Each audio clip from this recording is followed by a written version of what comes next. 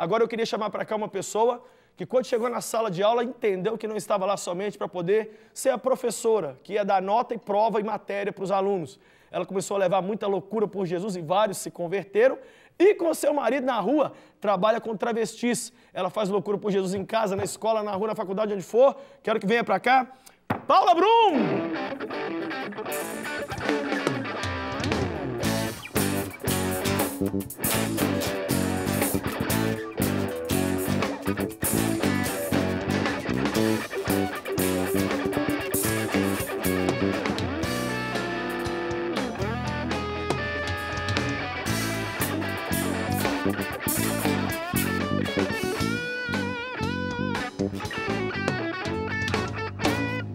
Obrigado por vir ao programa. Eu que agradeço, pastor. Muito feliz de te receber. Você nasceu num lar cristão, mas uma experiência assim com Jesus foi aos 10 anos, não é isso?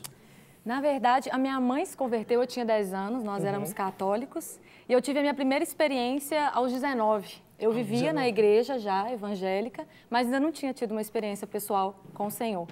Então, eu fui ao encontro, à insistência do meu pastor, e lá eu tive a minha primeira experiência e foi assim, profunda, né? É mesmo? Deus chegou, foi com tudo. E aí, Deus me deu o direcionamento do que eu ia fazer da vida, o que já estava errado eu já entendi. E a partir daquele momento ali, eu entendi o meu chamado, que era anunciar o Evangelho. O Senhor usou as palavras que Ele usou com Jeremias, né? Eu vou colocar as palavras na sua boca, vai, não temas, eu vou te usar. Você não é uma criança. Você não... eu pensando, né? Nossa, Senhor, mas eu sou muito nova. E Ele usou a irmã, mas não fala que é muito nova, como Jeremias. E eu não li a Bíblia, eu falei, Jeremias, vou chegar em casa e vou procurar. Aí, na época, né, comecei a ler tudo e entendi que Jeremias foi e fez. E nessa época eu estava dando aula num cursinho e cursando História. Você estudava e ao mesmo tempo monitorava, dava... Isso, dava aula num cursinho como estágio, né? E eu tinha altas crises fazendo História, né? E nesse Meu meio tempo, Jesus, Deus, fazendo História, então? Deus me pegou nesse contexto aí, primeiro período, super racional, questionando Deus. E nesse momento, tem até um fato breve, assim, eu estava no meu quarto um dia lendo a Bíblia, falei, poxa Deus, Noé, Adão e Eva é muito para mim, se o Senhor não me falar que isso aqui é verdade, é muito difícil de eu acreditar. Eu acredito que o Senhor está me ouvindo, mas o resto aqui, esse livro, os historiadores questionam muito e tal. E por fim, minha mãe veio lá de dentro, né? Ela não sabia de nada, mulher de Deus. Ó, minha filha, isso aí você acredita ou não acredita? Foi embora, me largou lá com a informação. Enfim, Deus foi papum, né? Já me deu a resposta. E depois disso, isso foi até antes dessa minha experiência, e eu estou pregando loucamente depois desse dia, nunca tinha pregado, só Deus sabe explicar. Mas como é... olha aqui, sabe uma coisa que eu percebo, Paulo? Muitas pessoas têm um encontro chocante com Jesus e um chamado muito específico. Aí sabe o que elas fazem? Ficam em casa esperando uma passagem para ir para a China, ou para a Coreia do Norte, ou para a África, ou para o sertão do Brasil, para falar do amor de Deus. Mas aonde você já estava indo todo dia, foi o lugar onde você decidiu começar a falar de Cristo dentro de uma sala de aula. Eu considero hoje, Lucinho, a sala de aula o lugar mais desafiador do mundo. É a sala de aula. É um lugar assim... tem que ser muito louco por Jesus para poder levar. E você começou a falar de Jesus mesmo assim? Foi, só Deus explica, assim, de verdade. Já tinha um ano que eu estava no cursinho, dava minhas monitorias e nada. Depois dessa experiência, e Deus vai armando todas as coisas. O Espírito Santo é quem ensina. E ele foi me ensinando. O aluno chegava, Deus dava uma oportunidade, eu falava. E instigava muitos alunos eu ser professora de História e acreditar em Deus. E muito mais ainda ser evangélica. Meu Jesus. Então ele sempre perguntava. É duas coisas antagônicas. Não que todo professor de História não creia em Deus, nenhum seja evangélico. Mas não é a tendência. Não é. Então isso instigava muito. E isso foi assim a brecha que Deus me deu para anunciar o evangelho. Porque eles perguntavam. Eu fazia questão de dizer, lógico. Professora, você é evangélica, você acredita em Deus? Como é? Você distribuía Bíblia? Sempre. Os meus alunos que iam na monitoria me davam espaço.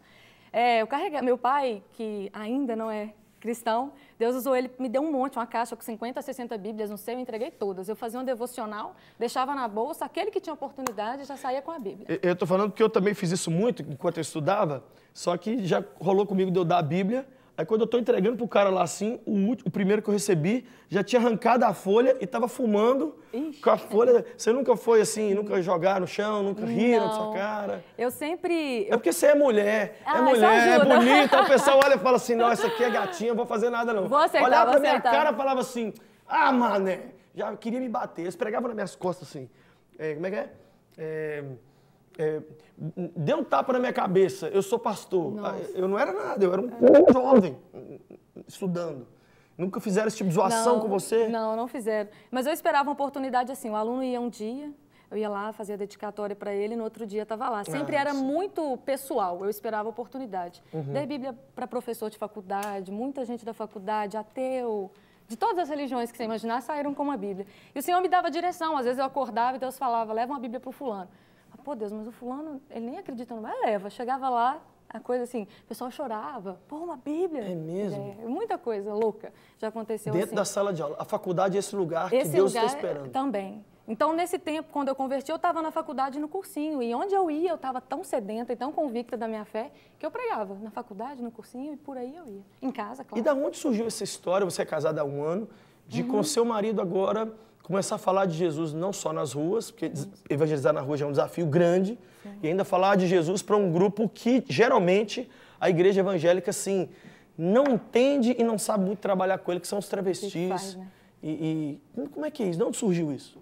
Nós conhecemos um grupo, eu congrego na Metodista no bairro Carlos Prates, e tem uma presbiteriana ali também. Meu pastor um dia viu um grupo abordando os travestis e conheceu depois esse rapaz e levou ele na igreja. Eu e meu esposo nos interessamos, nos envolvemos com o grupo e tal. Tem gente de várias igrejas, tem gente da Batista, da Caverna de Adulão, Metodista, presbiteriana, é uma mistura só.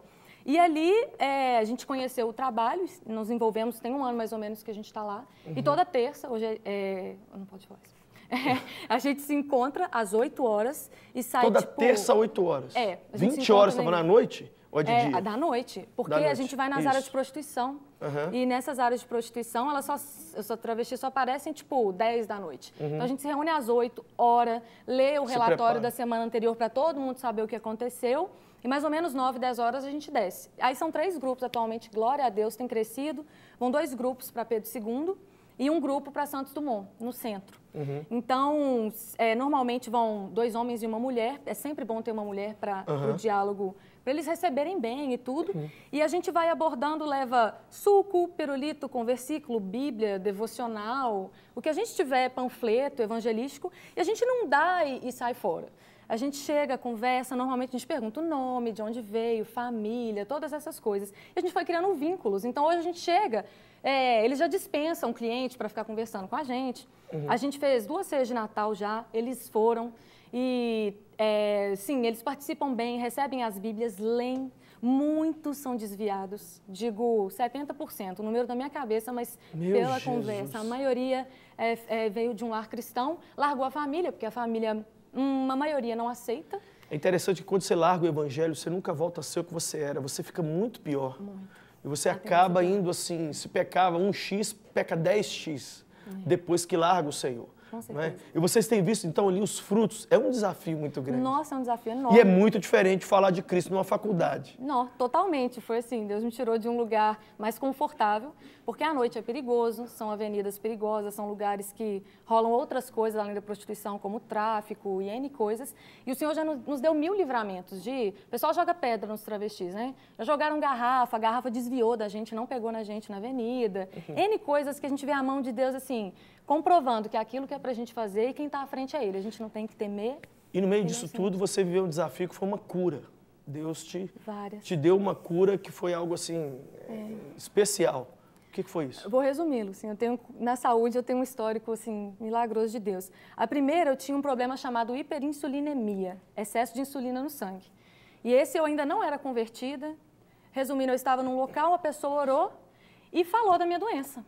E eu recebi aquilo. E com fé fui curada. O médico não tem explicação até hoje. Eu fazia acompanhamento com ele, tipo, uns 3 anos. E ele até hoje não tem explicação. Esse foi o primeiro. O segundo, eu tinha uma leucoplasia. Vou falar com linguagem leiga, que é tipo um pré-câncer na garganta.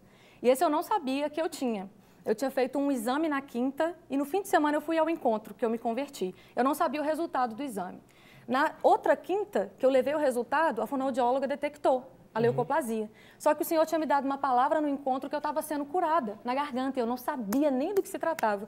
Quando chegou o resultado, eu lembrei daquela oração do fim de semana. Era o resultado antigo, antes da oração. E aí, quando eu fui fazer o exame detalhado, a fonoaudióloga chamou os alunos para ver o tamanho do tumor. O exame novo não tinha nada. Aí ficou um bafafá no lugar também. Legal porque a ciência, ela jura que ela é a última palavra, mas Deus é a última palavra. Com certeza. E por último, eu tinha um mioma também, uterino. Aí a ginecologista fez um exame e tal, depois que tinha detectado através do ultrassom, não deu nada também, ela também não tem resposta. Meu Deus. E esse foi uma oração que eu fiz. Quantas experiências com Deus? Enfim, são muitas e grandiosas. Graças a Deus. Glória eu quero a Deus. fazer, eu estou com vontade aqui, Paulo, que a gente ore. As aulas voltaram agora. Eu queria que a gente orasse, sabe por quê? Pela volta às aulas. Para Cristo não ser negado, nem diminuído, nem esquecido pelos alunos e professores no ambiente de estudo. Amém. Eu preguei um sermão agora na nossa igreja Lagoinha, chamado Volta às Aulas com o Espírito Santo. Porque se não for com ele, a gente não entra para fazer a diferença, mas sim para muitas vezes até se perder nesse ambiente. Você podia fazer essa oração, me dar sua mão, olha para aquela câmera ali e ora então pelos estudantes e professores. Deus, quero te agradecer pela oportunidade, Pai, de estar aqui orando pelas voltas à aula. Sim, Deus, que em nome de Jesus, o Senhor esteja à frente de todas as coisas. Sim, Deus, Jesus. que o Senhor levante pessoas, professores para falarem aos seus alunos, Sim. alunos para falarem entre eles. Deus, eu creio no poder que o Senhor Senhor, algo tem lindo de nessas fazer a faculdades. diferença nesses lugares através das nossas vidas. Levante, Deus, pessoas dispostas, Deus, pessoas que queiram de fato anunciar o Evangelho. Sim, e que Jesus. essas pessoas entendam que não precisa ter curso, que não precisa ser grande coisa, Deus, que o Senhor nos usa na nossa ignorância, Exato, Deus, Senhor. onde a gente não sabe falar, é o Senhor quem fala, é o Senhor quem faz. Sim. Levanta mesmo, Deus, pessoas para anunciar o seu Evangelho, Deus, dentro das escolas, Amém, Pai. Pai, faz Desde o ensino infantil até os cursinhos, até as faculdades, Isso, Deus. Deus. Nós cremos no poder do Senhor para fazer isso, Faça, Pai. Pai. É o que nós te pedimos em nome de Jesus. Em nome de Jesus. Amém. Amém, amém. Que lindo. Eu vou liberar a Paula, mas só depois que ela me responder a pergunta mais louca. Paula, nunca é tarde para quê? Para servir a Deus. Eu vou usar até assim, e nunca é cedo. Eu achei que era cedo e não era.